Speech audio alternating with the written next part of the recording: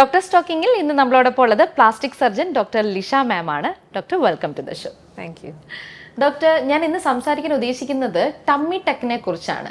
ഒത്തിരി പേർക്ക് അറിയാൻ ഒരു ആഗ്രഹം കാണും, എന്താണ് ഈ ടമ്മി ടക്ക് എന്നുള്ളത്. അപ്പൊ അതൊന്ന് പറയാവോ? ടമ്മി ടക്ക് എന്ന് പറയുമ്പോൾ നമ്മൾ മെഡിക്കൽ ടേംസിൽ അതിനെ അബ്ഡോമിനോപ്ലാസ്റ്റി എന്ന് പറയും. ടമ്മി ടക്ക് എന്ന് പറഞ്ഞാൽ പ്രധാനമായിട്ടും വയറിലെ കൊഴുപ്പും എക്സ്ട്രാ തൂങ്ങിക്കിടക്കുന്ന സ്കിന്നും അത് രണ്ടും നമ്മൾ മാറ്റുന്ന ശസ്ത്രക്രിയയാണ് ടമ്മി ടക്ക് അഥവാ അബ്ഡോമിനോപ്ലാസ്റ്റി എന്ന് പറയുന്നത്. എല്ലാവർക്കും ഒരു പ്രശ്നമാണല്ലോ അല്ലെ, വയറ് തൂങ്ങുക. അതെ അതെ, പ്രധാനമായിട്ടും ഡെലിവറി കഴിഞ്ഞ് സ്ത്രീകളിലെ വയറ് തിരിച്ചൊതുങ്ങിയില്ല, തൂങ്ങിപ്പോകുന്നു. അങ്ങനെ അതുപോലെ പ്രായമായി കഴിയുമ്പോഴും കൊഴുപ്പ് വയറിൽ കൂടുതൽ അടിഞ്ഞു കൂടുന്നു, ബാക്കി ഭാഗത്തേക്കാളും വയറിൽ കൂടുതലായിട്ട് കൊഴുപ്പ് അടിഞ്ഞു കൂടുന്നു. അങ്ങനെ വയറ് പലർക്കും ഒരു പ്രശ്നമാണ്, സാരി ഉടുക്കുമ്പോൾ ശരിയാവുന്നില്ല, കിട്ടുന്നില്ല. അതെ അതെ, അങ്ങനെ ഒരു പ്രശ്നമാണ്. അപ്പൊ അത് കുറയ്ക്കുന്ന ഒരു സർജറിയാണ്. അതിനോടൊപ്പം തന്നെ വേറെ കാര്യങ്ങളും ഉണ്ട് അതിൽ, വെറും വയറ് കുറയ്ക്കാൻ മാത്രമല്ല. ഓക്കെ ഡോക്ടർ, ഈ ടമ്മി ടക്ക് ആർക്കൊക്കെയാണ് നമ്മൾ ചെയ്തു കൊടുക്കുന്നത്? ഇപ്പൊ തന്നെ ഡോക്ടർ പറഞ്ഞു, അതായത് പ്രസവിച്ച് കഴിഞ്ഞിട്ടുള്ള സ്ത്രീകളുടെ കാര്യം പറഞ്ഞു. അപ്പൊ അതിനു മുമ്പും അതായത് മാരേജ് കഴിയാത്ത സ്ത്രീകൾക്ക് ആർക്കൊക്കെ ആയിരിക്കും ഇത് ചെയ്തു കൊടുക്കുന്നത്? ടമ്മി ടക്ക് എന്ന് പറയുമ്പം അത് നമ്മൾ കോസ്മെറ്റിക് ആയിട്ട് ചെയ്യുന്നതുണ്ട്, അല്ലാതെ ചെയ്യുന്നതുണ്ട്. ഇപ്പൊ കോസ്മെറ്റിക് ആയിട്ട് ചെയ്യുമ്പോൾ വയർ ഒതുങ്ങണമെന്ന് ആഗ്രഹമുള്ള സ്ത്രീകൾക്ക്, അത് ഏത് സ്ത്രീക്ക് വേണമെങ്കിലും ചെയ്യാം. വയർ ഒതുങ്ങണമെന്ന് ആഗ്രഹമുള്ള ഏതൊരു സ്ത്രീക്കും വയർ ഒതുങ്ങാനായിട്ട് അതിന്റെ സ്കിന്നും അതിനുള്ള ഫാറ്റും നമുക്ക് റിമൂവ് ചെയ്ത് കളയാവുന്നതാണ്. അതൊരു കോസ്മെറ്റിക് കൺസേൺ ആണ്. അതല്ലാതെ ഒരുപാട് ഫങ്ഷണൽ പ്രശ്നങ്ങളുള്ള, അതായത് വയറ് കൊണ്ട് ഒരുപാട് ബുദ്ധിമുട്ട് അനുഭവിക്കുന്ന സ്ത്രീകളുണ്ട്. അതായത് വയറിങ്ങനെ ഒരുപാട് തൂങ്ങിക്കിടക്കുമ്പോൾ അതിൻ്റെ ഇടയിലേക്ക് അഴുക്ക് പിടിക്കുന്നു, ഫംഗൽ ഇൻഫെക്ഷൻസ് വരുന്നു, ചൊറിച്ചിൽ വരുന്നു, ഡ്രസ്സ് ഇടാൻ ബുദ്ധിമുട്ട്, എക്സസൈസ് ചെയ്യാൻ ബുദ്ധിമുട്ട്. വയറിങ്ങനെ തൂങ്ങിക്കിടക്കുമ്പോൾ എക്സസൈസ് ചെയ്യാനും കുനിഞ്ഞ് ഓരോ കാര്യങ്ങൾ ചെയ്യാനും എല്ലാം ബുദ്ധിമുട്ട്. അപ്പോൾ എക്സസൈസൊക്കെ അവർ പൂർണ്ണമായിട്ട് നിർത്തും ഇതൊക്കെ കാരണം. അപ്പൊ അങ്ങനെയുള്ള സ്ത്രീകൾക്ക് ഈ വയറ് കുറയ്ക്കേണ്ടത് ഒരു കോസ്മെറ്റിക് കൺസേൺ അല്ല, അത് അവരുടെ ജീവിതത്തിന്റെ ബാധിക്കുന്ന ഒരു കാര്യമാണ്. അപ്പൊ അങ്ങനെയുള്ളവർക്കൊക്കെ നമുക്ക് കുറച്ചു കൊടുക്കാൻ പറ്റും. പിന്നെ അതുകൂടാതെ നല്ലവണ്ണം വെയിറ്റ് ലോസ് ചെയ്തവർക്ക്, അതായത് ഇപ്പോൾ ഒരു 100 കിലോയ്ക്ക് മുകളിൽ വെയിറ്റ് ഉണ്ടായിരുന്നു, 10-30 കിലോയോളം കുറച്ചു, എക്സസൈസ് ചെയ്ത് കുറച്ചതാവാം, അല്ലെങ്കിൽ ബെറിയാട്രിക് സർജറി ചെയ്ത് കുറച്ചതാവാം. അങ്ങനെ എങ്ങനെയെങ്കിലും വെയിറ്റ് കുറച്ചു എന്നുണ്ടെങ്കിൽ സ്കിന്ന് തൂങ്ങി വരും. അത് വയറിൽ തൂങ്ങി വരാം, തൊടയിൽ തൂങ്ങി വരാം, കൈകളിൽ തൂങ്ങി വരാം, അങ്ങനെ പല ഭാഗങ്ങളിലും തൂങ്ങി വരും. അങ്ങനെ തൂങ്ങി വരുമ്പോൾ വയറിലെ സ്കിൻ കുറയ്ക്കുന്നത് നമ്മൾ അബ്ഡോമിനോപ്ലാസ്റ്റി ചെയ്തിട്ടാണ്. അതൊരു കാറ്റഗറിയാണ്. പിന്നെ വേറെ എന്ന് പറയുന്നത്, ഈ എത്ര എക്സസൈസ് ചെയ്താലും വയറിലെ സ്കിൻ മാത്രം കുറയുന്നില്ല. നമ്മളിപ്പോ എക്സസൈസ് ചെയ്യുമ്പോൾ ഫാറ്റ് കുറയുമായിരിക്കും, പക്ഷെ സ്കിൻ തൂങ്ങുന്നത് കൺട്രാക്ട് ചെയ്യാൻ ബുദ്ധിമുട്ടാണ്. അപ്പൊ എത്ര എക്സസൈസ് ചെയ്താലും ഇതൊരിക്കലും എക്സസൈസിന് പകരമല്ല നമ്മൾ ടമ്മി ടക്ക് അല്ലെങ്കിൽ അബ്ഡോമിനോപ്ലാസ്റ്റി ചെയ്യുന്നത്. എക്സസൈസ് ചെയ്തിട്ടും കുറയാത്ത കൊഴുപ്പിനാണ് നമ്മളിത് ചെയ്യുന്നത്. പുരുഷന്മാരിലും ചെയ്യാം, സ്ത്രീകളിലും ചെയ്യാം. എസ്പെഷ്യലി ഡെലിവറി കഴിഞ്ഞ് തൂങ്ങിയ സ്കിന്നിനൊക്കെ ചെയ്യാം. അതല്ല, വേറൊരു കാറ്റഗറി എന്ന് പറയുന്നത് ഹെർണിയ അസുഖമുള്ളവരും ഡൈവാരിക്കേഷൻ റെക്ടി അസുഖമുള്ളവരുമാണ്. അതായത് നമ്മൾ 6 പാക്ക് ഒക്കെ ഉണ്ടാക്കുന്ന മസിലുണ്ട്, വയറിന്റെ ഭിത്തിയിലുള്ള മസിൽ, റെക്ടസ് അബ്ഡോമിനസ് എന്നാണ് ആ മസിലിന്റെ പേര്. ആ മസിൽ തമ്മിൽ അകന്നു പോകും ചിലർക്ക്. എസ്പെഷ്യലി സാധാരണയായിട്ട് കാണുന്നത് ഡെലിവറി കഴിഞ്ഞ സ്ത്രീകളിലാണ്. അത് ഡെലിവറി സമയത്ത്, പ്രഗ്നൻസി സമയത്ത് ഇത് അകന്ന് നിന്നതിന് ശേഷം പിന്നെ അത് അടുക്കാതെ അത് അകന്ന് തന്നെ നിൽക്കുകയും ആ വിടവിലൂടെ നമ്മുടെ ഇന്റേണൽ ഓർഗൻസ്, കുടല് പുറത്തേക്ക് തള്ളുകയും ചെയ്യും. അതിനാണ് ഡൈവാരിക്കേഷൻ എന്ന് പറയുന്നത്. അതിന്റെ ചികിത്സ എന്ന് പറയുന്നത് അബ്ഡോമിനോപ്ലാസ്റ്റിയാണ്.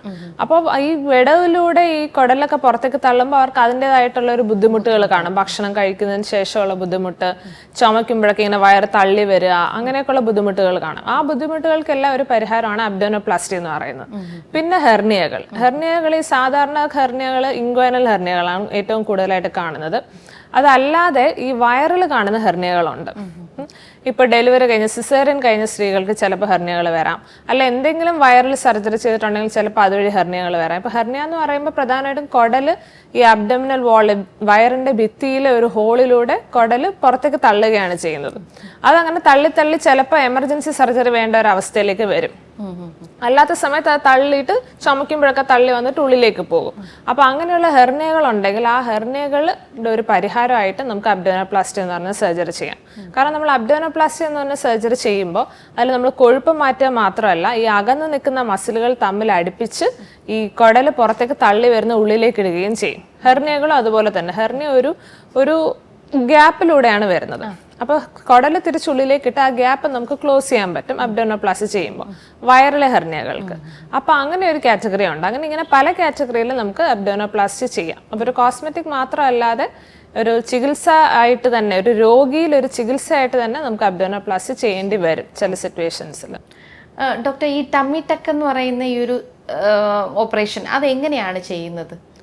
ടമ്മി ടക്ക് എന്ന് പറയുമ്പോൾ നമ്മൾ എക്സ്ട്രാ ഉള്ള സ്കിൻ റിമൂവ് ചെയ്യാണല്ലോ ചെയ്യുന്നത്. അപ്പോൾ എന്തായാലും ഇതൊരു ലാപ്രോസ്കോപ്പിയോ അങ്ങനെ മുറിവില്ലാത്ത ഒരു സർജറി അല്ല. സ്കിൻ കട്ട് ചെയ്ത് റിമൂവ് ചെയ്താലേ പറ്റുള്ളൂ. അപ്പം നമ്മൾ വയറിൻ്റെ ഏറ്റവും താഴ്ഭാഗത്തായിട്ട് ഒരു മുറിവ് ഉണ്ടാക്കും. ആ മുറിവെന്ന് പറയുന്നത് നമ്മുടെ അണ്ടർ ഗാർമെന്റിനുള്ളിൽ വരുന്ന ഒരു മുറിവായിരിക്കും. അതായത് നമ്മൾ അണ്ടർ ഗാർമെന്റ് ഇട്ട് കഴിഞ്ഞാൽ പിന്നെ ആ സ്കാർ പുറത്ത് കാണത്തില്ല. അത്രയും താഴെയായിട്ടുള്ളൊരു മുറിവായിരിക്കും. അപ്പോൾ സിസേറിയൻ കഴിഞ്ഞ സ്ത്രീകൾക്ക് ഏകദേശം അറിയായിരിക്കും സിസേറിയന്റെ സ്കാറും അതുപോലെ വളരെ താഴെയാണ് വരുന്നത്. പക്ഷെ അതിനേക്കാളും കുറച്ച് നീളം കാണും ഈ അബ്ഡോമിനോപ്ലാസ്റ്റിയുടെ സ്കാറുകൾക്ക്. കുറച്ചുകൂടെ ഇരുവശങ്ങളിലേക്കും കുറച്ചുകൂടെ നീളം കാണും ടമ്മി ടക്കിന്റെ സ്കാറിന്. അപ്പോൾ അങ്ങനെ ഒരു മുറിവ് ഉണ്ടാക്കിയിട്ട് നമ്മൾ അതിനടിയിലേക്ക് പോയി ആദ്യം ഈ അകന്ന് നിൽക്കുന്ന മസിൽ ഡൈവാരിക്കേഷൻ, അകന്ന് നിൽക്കുന്ന മസിൽ തമ്മിൽ അടുപ്പിച്ച് ആ മസിലിന് കൂടുതൽ അടുപ്പിച്ച് ഗ്യാപ്പ് കുറയ്ക്കും നമ്മൾ. അതിനുശേഷമാണ് നമ്മൾ എക്സ്ട്രാ ഉള്ള സ്കിന്നും നമ്മൾ എക്സ്ട്രാ ഉള്ള ഫാറ്റും എല്ലാം റിമൂവ് ചെയ്യുന്നത്. എന്നിട്ട് നമ്മൾ തിരിച്ചു തുന്നി വെക്കുകയാണ് ചെയ്യുന്നത്. പിന്നെ വേറൊരു കാറ്റഗറിക്ക് നമ്മൾ ഇതിനൊപ്പം തന്നെ ലൈപ്പോസക്ഷനും കൂടെ ചെയ്യും. അതായത് ലൈപ്പോസക്ഷൻ ചെയ്യുമ്പോൾ ഈ വയറിന്റെ ഭിത്തിയിലെ കൊഴുപ്പ് നമുക്ക് കുറയ്ക്കാൻ സാധിക്കും. അപ്പോൾ വയറിന്റെ ഭിത്തിയിലെ കൊഴുപ്പ് കുറച്ച് കഴിഞ്ഞാൽ നമുക്ക് കൂടുതൽ നല്ല ഒരു കോസ്മെറ്റിക് റിസൾട്ട് നമുക്ക് കിട്ടും. അബ്ഡോമിനോപ്ലാസ്റ്റി ലൈപ്പോസക്ഷൻ ഇല്ലാതെയും ചെയ്യാം. പക്ഷെ ലൈപ്പോസക്ഷനോടുകൂടി ചെയ്യുകയാണെങ്കിൽ അതിൻ്റെ റിസൾട്ട്സ് കൂടുതൽ മനോഹരമായിരിക്കും.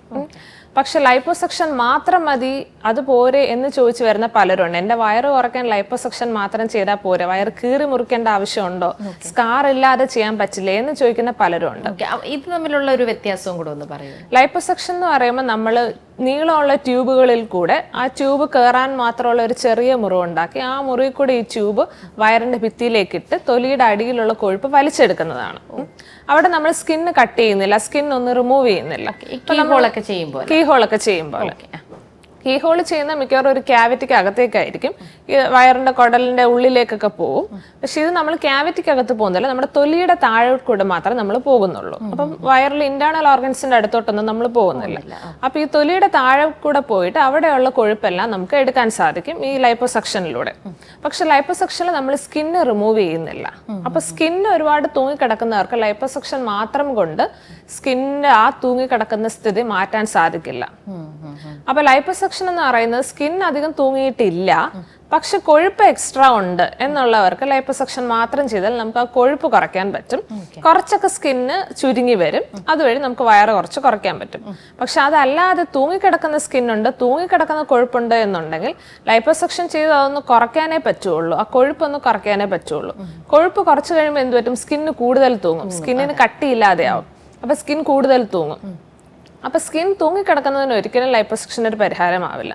അങ്ങനെയുള്ളവർക്ക് ലൈപ്പോസക്ഷൻ ചെയ്ത് രണ്ട് ഇടുപ്പിന്റെ വശത്തുമൊക്കെ ലൈപ്പോസക്ഷൻ ചെയ്ത് അവിടുത്തെ കൊഴുപ്പെല്ലാം കുറച്ചതിന് ശേഷം വയറിന്റെ ഭിത്തിയിലെ ലൈപ്പോസക്ഷൻ ചെയ്ത് അവിടെയും കൊഴുപ്പെല്ലാം കുറച്ചതിന് ശേഷം ബാക്കി എക്സ്ട്രാ വരുന്ന സ്കിന്നും കൊഴുപ്പും നമ്മൾ റിമൂവ് ചെയ്ത് മാറ്റി തുന്നണ്ടി തന്നെ വരും. അപ്പോൾ ലൈപ്പോസക്ഷൻ ടമ്മി ടക്ക് എന്ന് പറയുന്ന സർജറിക്ക് ഒരു സഹായമായിട്ട് തീർച്ചയായിട്ടും മാറും. കാരണം വയറിന്റെ ഭിത്തിയുടെ കനം കുറച്ചാലേ നമുക്ക് കൂടുതൽ സ്കിന്ന് നീക്കം ചെയ്യാൻ സാധിക്കുകയുള്ളൂ. ഭയങ്കര കനമുള്ള ഭിത്തിയാണ് വയറിനുള്ളത് എങ്കിൽ കൂടുതൽ സ്കിൻ നമുക്ക് മുറിച്ച് കളയാൻ സാധിക്കില്ല. അപ്പോൾ വയറിന്റെ ഭിത്തിയുടെ കനം ലൈപ്പോസക്ഷൻ വഴി കുറച്ചതിന് ശേഷം തൂങ്ങിക്കിടക്കുന്ന സ്കിൻ നമുക്ക് മുറിച്ച് കളയാൻ സാധിക്കും. പക്ഷേ തൂങ്ങിക്കിടക്കുന്ന സ്കിന്ന് ലൈപ്പോസക്ഷൻ മാത്രം ചെയ്തിട്ട് കാര്യമില്ല, അതിന് അബ്ഡോമിനോപ്ലാസ്റ്റി അഥവാ ടമ്മി ടക്ക് എന്ന് പറയുന്ന സർജറി തന്നെ ചെയ്യണം. ഓക്കെ, അപ്പോൾ ഈ ലൈപ്പോസക്ഷൻ എന്ന് പറയുന്നത് ടമ്മി ടക്കിനെ സഹായിക്കുന്ന ഒരു സെക്ഷൻ മാത്രമാണ്. അതെ അതെ ഡോക്ടർ, അതുപോലെ തന്നെ ഈ കോസ്മെറ്റിക് സർജറി അല്ലേ ഇത്, അങ്ങനെയാണോ? അങ്ങനെ മാത്രമായിട്ട് നമുക്ക് കാണാൻ പറ്റില്ല. കോസ്മെറ്റിക് സർജറി മാത്രമായിട്ട് ചെയ്യുന്നവരും ഉണ്ട്. അങ്ങനെ അത്ര മാത്രം, അതായത് വയറ് കുറച്ച് മാത്രമേ എക്സ്ട്രാ ഉള്ളൂ, അതൊന്ന് കുറയ്ക്കണം. ഇപ്പം മസിലിന് പ്രശ്നങ്ങളൊന്നുമില്ല, മസിലിന്റെ ഇടയിൽ വിടവൊന്നുമില്ല, അല്ലെങ്കിൽ ഹെർണിയകളില്ല, അല്ലെങ്കിൽ ഒരുപാട് തൂങ്ങിക്കിടക്കുന്നില്ല, അവരുടെ ദൈനംദിന ജീവിതത്തിനെ ഒന്നും ബാധിക്കുന്നില്ല, അങ്ങനെയൊക്കെയാണെന്നുണ്ടെങ്കിൽ അതൊരു കോസ്മെറ്റിക് സർജറി മാത്രമാണ്. പക്ഷെ ഹെർണിയ ഉണ്ട്, അല്ലെങ്കിൽ മസിൽ തമ്മിൽ അകന്നിരിക്കുന്നുണ്ട്, ഒരുപാട് തൂങ്ങിക്കിടക്കുന്നുണ്ട്, അങ്ങനെയൊക്കെ വരുമ്പോൾ ഇതിനെ നമുക്കൊരു കോസ്മെറ്റിക് സർജറി ആയിട്ട് മാത്രം കാണാൻ പറ്റില്ല. ഡോക്ടർ, ഈ സർജറി ചെയ്യാനായിട്ട് തയ്യാറെടുത്തിരിക്കുന്ന ഒരാൾ അതിന് മുന്നേ ആയിട്ട്, അതായത് നമ്മളൊന്ന് ഡിസിഷൻ എടുക്കുമായിരിക്കുമല്ലോ, അപ്പൊ അതിന് മുന്നേ ആയിട്ട് എന്തൊക്കെ കാര്യങ്ങളായിരിക്കും ശ്രദ്ധിക്കേണ്ടത്? നമ്മൾ ഈ സർജറിയിൽ ഇപ്പം നമ്മളത് കോസ്മെറ്റിക് ഉദ്ദേശത്തോടെ മാത്രമാണ് നമ്മൾ ചെയ്യുന്നതെങ്കിൽ വലിയ മുന്നൊരുക്കങ്ങളൊന്നും ആവശ്യമില്ല. അതായത് ഹെർണിയില്ല, മസിലിൽ വിടവൊന്നുമില്ല, വലിയതായിട്ട് തൂങ്ങിക്കിടക്കുന്നതല്ല, അങ്ങനെയൊക്കെ ആണെങ്കിൽ നമുക്ക് വലിയ മുന്നൊരുക്കങ്ങളൊന്നും ആവശ്യമില്ല. നമ്മൾ ഒരു ദിവസം തീരുമാനിച്ചാൽ അടുത്ത ദിവസം ചെയ്യാവുന്നതേ ഉള്ളൂ. അതല്ല, മസിലിൻ്റെ ഇടയിൽ നല്ല ഗ്യാപ്പ് ഉണ്ട്, ആ ഗ്യാപ്പ് വഴി കുടൽ പുറത്തേക്ക് തള്ളി നിൽക്കുകയാണ്, അല്ലെങ്കിൽ വലിയ ഹെർണിയുണ്ട്, ആ ഹെർണിയ കൂടെ കുടലൊക്കെ പുറത്തേക്ക് തള്ളി നിൽക്കുകയാണ് എന്നുണ്ടെങ്കിൽ നമ്മൾ ഈ തള്ളി നിൽക്കുന്ന കുടലെല്ലാം തിരിച്ചുള്ളിലേക്കിട്ട് മസിൽ ടൈറ്റായിട്ട് അടയ്ക്കുമ്പം ഈ കുടലെല്ലാം കൂടെ നമ്മുടെ വയറിനുള്ളിൽ കുറച്ച് ബുദ്ധിമുട്ട്, പെട്ടെന്ന് അവരുടെ സ്പേസ് കുറയുന്നു. കുറച്ചുകൂടെ സ്പേസിൽ അവർ പുറത്തേക്ക് ഇങ്ങനെ നിന്നിരുന്നതാണ്. അപ്പോൾ നമ്മൾ പെട്ടെന്ന് സ്പേസ് കുറയുമ്പോൾ കുറച്ച് ബുദ്ധിമുട്ട് വരാൻ സാധ്യതയുണ്ട്. അപ്പോൾ അങ്ങനെയുള്ള പേഷ്യൻസിൽ നമുക്ക് കുറച്ച് തയ്യാറെടുപ്പ് എടുക്കുന്നത് കുറച്ചുകൂടെ നല്ലതായിരിക്കും. അതിന് നമ്മൾ അബ്ഡോമിനൽ ബൈൻഡർ എന്ന് പറയും. വയറിൽ പ്രസവശേഷമൊക്കെ കെട്ടുന്നത് പോലെയുള്ള ഒരു അബ്ഡോമിനൽ ബൈൻഡർ കെട്ടി അതൊരു മാസം ഉപയോഗിച്ചാൽ നല്ലതായിരിക്കും. അതുപോലെ നമ്മുടെ ലങ് കപ്പാസിറ്റി കൂട്ടാനായിട്ട് സ്പൈറോമീറ്റർ എന്ന് പറയുന്ന ഒരു ബോൾ ഊതുന്ന ഒരു മെഷീനുണ്ട്. അതൊക്കെ ഉപയോഗിക്കുന്നത് നല്ലതായിരിക്കും. അതൊക്കെ ഏകദേശം ഒരു മാസത്തോളം ഉപയോഗിക്കുന്നത് നല്ലതായിരിക്കും. അതുപോലെ വ്യായാമം ഒന്നും ചെയ്യാത്തവരാണെങ്കിൽ വ്യായാമം ചെയ്ത് നമ്മുടെ ബോഡി ഒന്ന് ശരിയാക്കി എടുക്കുന്നത് നല്ലതായിരിക്കും. വ്യായാമത്തിന് ഒരിക്കലും പകരമാവില്ല അബ്ഡോമിനോപ്ലാസ്റ്റി. വ്യായാമം ചെയ്യാൻ വയ്യാതെ വയറ് കുറയ്ക്കുന്നതിന് ഒരു എളുപ്പ വഴിയല്ല. വ്യായാമം ചെയ്തിട്ടും കുറയാത്ത വയറിനാണ് നമ്മൾ അബ്ഡോമിനോപ്ലാസ്റ്റി ചെയ്യുന്നത്. അപ്പം അങ്ങനെയുള്ള ഒന്ന് രണ്ട് തയ്യാറെടുപ്പുകൾ, പിന്നെ സാധാരണഗതിയിലുള്ള ഏതൊരു ഓപ്പറേഷനിലും പോലെ എന്തെങ്കിലും വൈറ്റമിൻ ഡെഫിഷ്യൻസീസോ അയണിൻ്റെ കുറവോ നമ്മുടെ ഹീമോഗ്ലോബിൻ്റെ കുറവോ ഒക്കെ ഉണ്ടെങ്കിൽ അതെല്ലാം കറക്റ്റ് ചെയ്തിട്ട് മാത്രം ചെയ്യുന്ന ഒരു സർജറിയാണ്. ഒരിക്കലും എമർജൻസി അല്ല, അതല്ലാതെ ചെയ്യുന്ന ഒരു സർജറിയാണ് അബ്ഡോമിനോപ്ലാസ്റ്റി. ഡോക്ടർ, ഈ അബ്ഡോമിനൽ പ്ലാസ്റ്റി ചെയ്താൽ വയറെന്തായാലും കുറയും എന്നുള്ളത് ഉറപ്പല്ലേ? നമ്മളിപ്പോൾ വയറെന്ന് പറയുമ്പോൾ പ്രധാനമായിട്ട് 2 തരത്തിലുള്ള ഫാറ്റ് ഉണ്ട്. അതായത് നമ്മുടെ കുടലിനൊക്കെ ചുറ്റുമുള്ള ഉള്ളിലുള്ള ഫാറ്റ്, വയറിൻ്റെ ഉള്ളിലുള്ള ഫാറ്റും വയറിൻ്റെ ഭിത്തിയിലുള്ള ഫാറ്റും, ഇങ്ങനെ 2 ഫാറ്റ് ഉണ്ട്. ഉള്ളിലുള്ള ഫാറ്റ് എന്ന് പറയുന്നത് വിസറൽ ഫാറ്റ് എന്നാണ് നമ്മൾ പറയുന്നത്. അത് നമ്മുടെ ഇന്റേണൽ ഓർഗൻസിൻ്റെ, ഇപ്പം നമുക്ക് കുടലുണ്ട്, ലിവറുണ്ട്, കിഡ്നി ഉണ്ട്, അങ്ങനെ ഇന്റേണൽ ഓർഗൻസിന് ചുറ്റും കാണുന്ന ഈ ഇന്റേണൽ ഓർഗൻസിനെ പ്രൊട്ടക്ട് ചെയ്യുന്ന തരം ഫാറ്റാണ്. ആ ഫാറ്റ് നമുക്ക് ലൈപ്പോസക്ഷൻ വഴിയോ അല്ലെങ്കിൽ അബ്ഡോമിനോപ്ലാസ്റ്റി വഴിയോ ഒന്നും നീക്കം ചെയ്യാൻ പറ്റുന്നതല്ല. പക്ഷെ അത് നമുക്ക് എക്സസൈസ് ചെയ്ത് കുറയ്ക്കാൻ പറ്റുന്നതാണ്. അപ്പോൾ ആ വിസറൽ ഫാറ്റാണ് നിങ്ങളുടെ വയറിൽ കൂടുതലുള്ളത് എന്നുണ്ടെങ്കിൽ അബ്ഡോമിനോപ്ലാസ്റ്റി ചെയ്താൽ കുറയില്ല വയറ്. അതിന് എക്സസൈസ് ആണ് മാർഗം. അതല്ല, എക്സസൈസ് ചെയ്താൽ കുറയാത്ത വയറ് എന്ന് പറയുമ്പം നമ്മുടെ വയറിന്റെ ഭിത്തിയിലുള്ള കൊഴുപ്പാണ്. വയറിന്റെ ഭിത്തിയിലുള്ള കൊഴുപ്പ് സ്റ്റബോൺ ഫാറ്റ് ഡെപ്പോസിറ്റ്സ് ആവാനാണ് സാധ്യത. സ്റ്റബോൺ എന്ന് നമ്മൾ പറയാൻ കാരണം അത് എക്സസൈസ് ചെയ്തിട്ടും പോയില്ല എന്നുള്ളതാണ്. അപ്പോൾ അങ്ങനെ ഭിത്തിയിലുള്ള കൊഴുപ്പാണ് കൂടുതലായിട്ട് നമ്മൾ ലൈപ്പോസക്ഷൻ വഴിയും അബ്ഡോമിനോപ്ലാസ്റ്റി വഴിയും കുറയ്ക്കുന്നത്. അതുകൊണ്ട് എല്ലാ വയറും കുറയില്ല. ഉള്ളിലുള്ള വയറാണെങ്കിൽ കുറയില്ല, പുറമേ ഉള്ളതാണെങ്കിൽ കുറയും. ഓക്കെ ഡോക്ടർ, ഈ അബ്ഡോമിനൽ പ്ലാസ്റ്റി ചെയ്ത് കഴിഞ്ഞിട്ടുള്ള പിന്നീടുള്ള കോംപ്ലിക്കേഷൻസ് അല്ലെങ്കിൽ എന്തെങ്കിലും സൈഡ് എഫക്ട്സോ പിന്നീട് നമ്മൾ എന്തൊക്കെയാണ് ഈ ഒരു പേഷ്യന്റ് ശ്രദ്ധിക്കേണ്ട കാര്യങ്ങൾ എന്തൊക്കെയാണ്? അബ്ഡോമിനോപ്ലാസ്റ്റി എന്ന് പറയുമ്പോൾ ഇപ്പോൾ പലരും പേടിക്കുന്നതെന്ന് വെച്ചാൽ അവർ സിസേറിയൻ കഴിഞ്ഞിട്ടുണ്ടാകും, സിസേറിയനെ ഭയങ്കര വേദനയായിരുന്നു, അബ്ഡോമിനോപ്ലാസ്റ്റി അതിലും നീണ്ട മുറിവാണ്, ആ വേദന എനിക്ക് സഹിക്കാൻ പറ്റില്ല, അതെനിക്ക് വേണ്ട എന്ന് വിചാരിക്കുന്നവരുണ്ട്. പക്ഷെ അങ്ങനെയല്ല. നമ്മൾ നല്ല രീതിയിലുള്ള വേദന സംഹാരികളെല്ലാം തന്നു കഴിഞ്ഞാൽ പിന്നെ വേദന ഇല്ലാതെ തന്നെ അല്ലെങ്കിൽ കുറവ് വേദനയിൽ തന്നെ നിങ്ങൾക്ക് പോസ്റ്റ് ഓപ്പറേറ്റീവ് പീരീഡ് കഴിഞ്ഞു കൂട്ടാൻ സാധിക്കുന്നതാണ്. ഇപ്പോൾ സിസേറിയൻ സെക്ഷൻ എന്ന് പറയുമ്പോൾ അത് താരതമ്യേന കുറച്ചുകൂടെ ചെറിയ സർജറിയാണ്. അതുകൊണ്ട് തന്നെ അതിന് ഒരുപാട് വേദന സംഹാരികളൊന്നും കൊടുക്കാറില്ല. പക്ഷേ അബ്ഡോമിനോപ്ലാസ്റ്റി എന്ന് പറയുന്ന ഒരു മേജർ സർജറിയാണ്. അപ്പോൾ ആ സർജറിക്ക് ശേഷം നമ്മൾ നല്ല രീതിയിലുള്ള വേദന സംഹാരികൾ കൊടുക്കും. ഇപ്പോൾ എപ്പിഡ്യൂറൽ അനാൽജീസിയ അങ്ങനെയൊക്കെ പറയുന്നതെല്ലാം നമ്മൾ കൊടുക്കുന്നതാണ്. അതുകൊണ്ട് തന്നെ പിറ്റേ ദിവസം തന്നെ നിങ്ങൾക്ക് എഴുന്നേറ്റിരിക്കാനെല്ലാം പറ്റും.